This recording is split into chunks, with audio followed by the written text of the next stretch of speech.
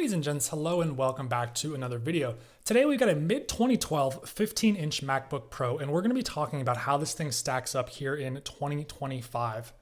This was Apple's flagship model in 2012, and it was a great MacBook.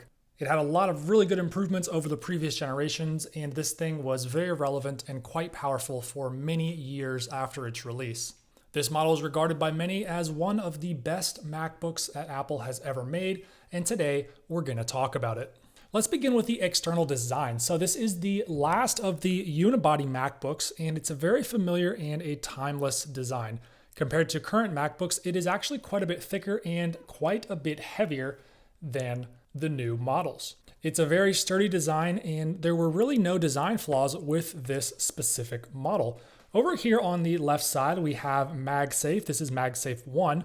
We've got Ethernet, we've got a FireWire port, Thunderbolt 1, 2 USB 3.0 ports, SD card slot, as well as microphone and headphone ports. And long lost is this little battery indicator. You could click that there and see how much charge your MacBook had. Whether it was closed or completely turned off, it still showed the battery status. Over on the right side, we have an infrared port here. This could be used with a remote control that Apple sold separately. There's also a little sleep-wake LED light there that flashes when the MacBook is asleep. On the right side, we have a DVD drive. This was the last MacBook to feature that, as well as a security slot there. And on the rear, we have the Bluetooth and Wi-Fi antenna built into the hinge of the computer.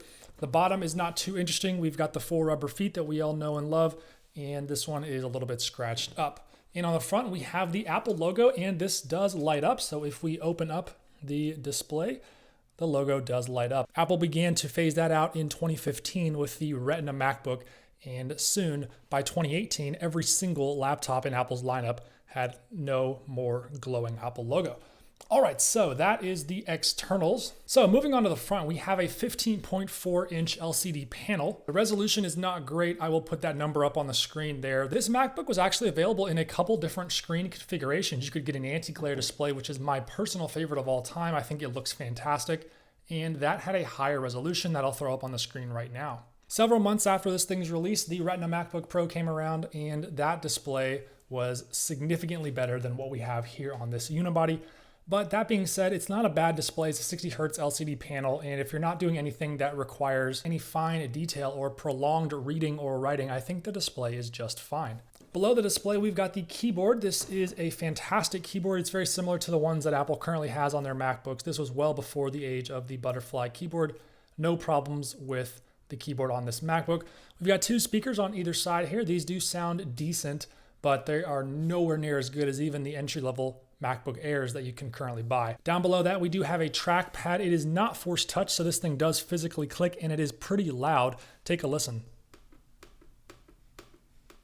So if you were to use this in any public space that's quiet, I think you might get a few looks from people around you because this trackpad is pretty noisy. All right, that's enough of the externals. Let's talk about the specs of my specific model. All right, so my Mac has the base configuration 2.3 gigahertz quad-core i7. That's a third-gen Intel CPU. That's paired with 16 gigabytes of DDR3 memory. Now, the speed is a little bit slower than you would get from the factory. When this MacBook was launched, it came with 1600 megahertz. However, 1333 megahertz does work just fine. It's just a tad bit slower. This computer is shipped by default with 4 gigabytes of RAM, which if you're using that here in 2025, definitely not a good option. But you can upgrade the RAM, so you can get 8 or 16 gigabytes, and you can install it yourself very, very cheaply. The graphics on this computer is actually a dual configuration. It's got the Intel HD 4000 as the low power option, and then the NVIDIA GT 650M for higher power, more performance intensive tasks. Now that card came in two configurations, one with 512 megabytes of VRAM and one with 1 gigabyte of VRAM. So something to keep in mind if you're looking to buy one of these.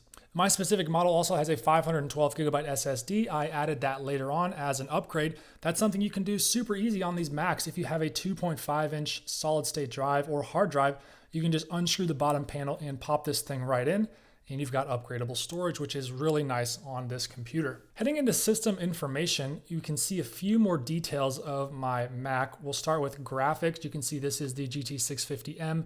I've got the base configuration with a half gigabyte of VRAM. Down in the power tab, we have a battery health of normal and the cycles are a little over 450, which is actually not too bad for a computer of this age. That said, you can actually replace the battery on these super easy, and you can find batteries online for a very good price. And last but not least, if we go to the SATA tab, you can see that we have a Samsung 860 EVO 500 gigabyte solid state drive. That is what we're working with in this computer. Now, heading over to Apple's website, there were a few different configurations you could get here for the mid-2012 15-inch. Starting with the CPU, that base configuration came with what I've got here, which is the 2.3 GHz quad-core i7. You could up that to the 2.6 GHz quad-core i7, or even a 2.7 GHz quad-core i7, which Apple actually does not show on here, which is interesting, but I know you can get that as well, and that was the high-end configuration. Storage options were vast. This thing started with 500 gigabyte hard drive, and you could go up to a 750 gigabyte hard drive, and there were actually two speed configurations for that hard drive as well, 5400 RPM and 7200 RPM. You could also get a 1 terabyte spinning hard drive, although a little bit slower at 5400 RPM, and then you could get solid state configurations as well with 128, 256, and 512 gigabytes of solid state storage. Now that was a pricey upgrade at the time. This was back when hard drives were still the default and a solid state drive was a pricey premium to pay for a computer. Here we've got the two configurations for graphics. The 512 megabyte card came standard with the 2.3 gigahertz configuration, or if you bought the upgraded 2.6, you got the 1 gigabyte variant of that card. Now, anybody who was using this for video editing or playing games would definitely appreciate having twice as much VRAM with their GPU. Here are the rest of the specs if you're interested. Nothing too interesting down here. Now, let's go on to performance. Oh, one last thing before we go. Down here at the bottom is the configure to order. These are the different configurations you could get, and this is that high resolution anti-glare display. You could also get the high res in glossy, but that was actually really hard to find. Not many people went with a glossy display. If they're paying for an upgrade, go with the anti-glare. It looks much better. Here's that 2.7 gigahertz quad core that was evading us earlier. And then we've got the RAM and the storage upgrades down here as well. All right, I ran Geekbench 6 to see how this computer stacks up, and here is our CPU score. Single core came in at 669, and multi-core came in at 2,302. When this MacBook came out, it was very fast, but now that it's been over 13 years since this MacBook came out, this CPU just simply cannot keep up. The multi-core score we have here is almost half of what current CPUs are getting for their single-core score. Think about that for a second. That is actually pretty insane.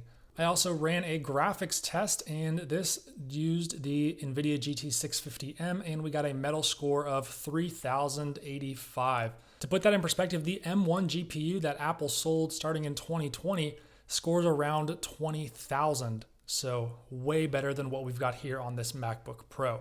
All right, so performance on this thing is not great, but does that mean it's a bad computer? Certainly not. This is still a very capable device here in 2025. We'll head over to Apple's website here and take a scroll, and you can see that it's actually pretty smooth. It is a little bit stuttery in some of these images, but for the most part, this is a very usable experience on Safari.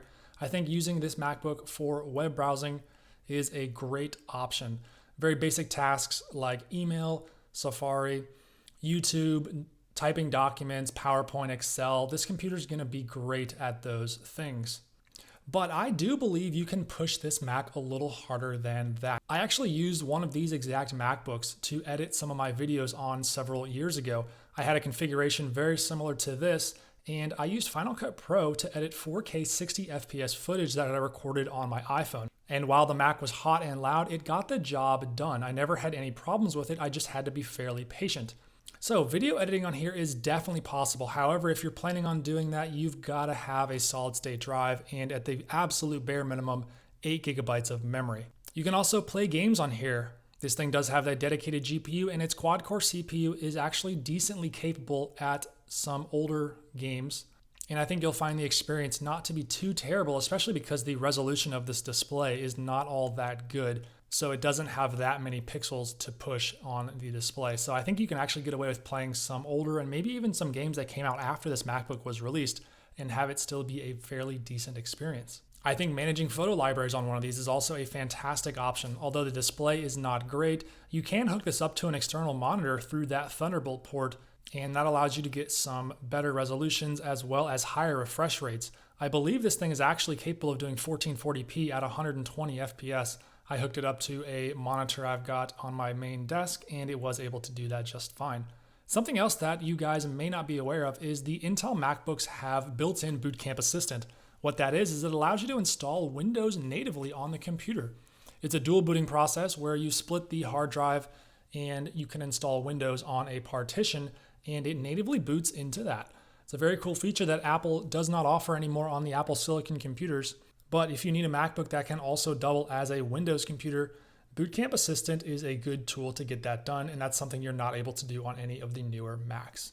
Now let's talk about macOS for a minute. You might have noticed that this is running macOS Sequoia, which up until about a couple weeks ago was the latest version of macOS available. Now I'm using OpenCore Legacy Patcher, which is a fantastic tool that allows you to install unsupported operating systems on older Mac computers. This MacBook specifically has end of support with macOS Catalina, which at this point is, I think, 5 years old, with a couple years after that with security updates. However, trying to use macOS Catalina in 2025 is not a good experience, and there are a lot of compatibility issues. A lot of websites that I tried to use on Safari with macOS Catalina just did not look like they should.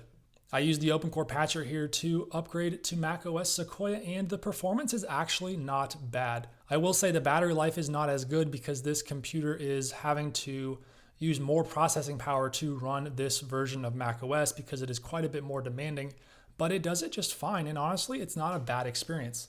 I do think you definitely want a solid state drive, and you're going to want at least 8 gigabytes of RAM if you're going to run a newer operating system on this computer, because of just how intensive the new OS is and all of the animations and things like right here where you click the display and it kind of fades away. There's a lot of graphical designs on the newer OSs that are very demanding and will push the computer to its limits, even just doing basic tasks.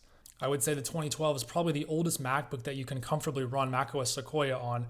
Anything before that and you're gonna run into some real problems with performance, but I think this thing here is doing it just fine.